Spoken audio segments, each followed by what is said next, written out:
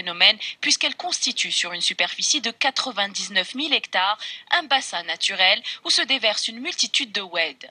En 2005, 30 milliards de dinars ont été octroyés à ce projet, devenu exploitable en 2010. Son impact se fait ressentir sur le quotidien des habitants. Les effets du projet commencent à se faire sentir. Plusieurs endroits sont épargnés par la montée des eaux. La situation s'est beaucoup améliorée depuis quelque temps.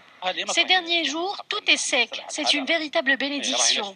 Ce projet a constitué un véritable défi. Il comprend 118 km de réseau d'assainissement, 36 stations de pompage, 40 km de canalisation principale qui se déverse directement dans le lagon de Safioun à une distance de 40 km du chef-lieu de la wilaya, où sont installées à proximité 3 stations d'épuration d'eau usée, en plus des 9 bassins de collecte des eaux à partir des stations de pompage secondaires. Il couvre les besoins de 400 000 habitants.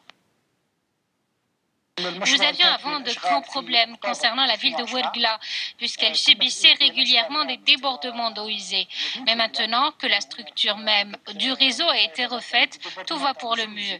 Il y a même une rallonge agréée par le ministère des Ressources en eau d'un montant de 5 milliards de dinars pour finaliser complètement le projet.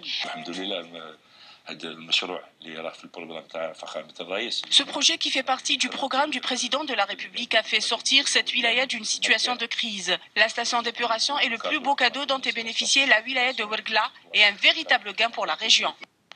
Ouergla a enfin pu sortir la tête de l'eau. Ce projet a littéralement métamorphosé cette wilaya où la remontée des eaux était le lot quotidien des habitants qui ne savaient plus à quel saint se vouer.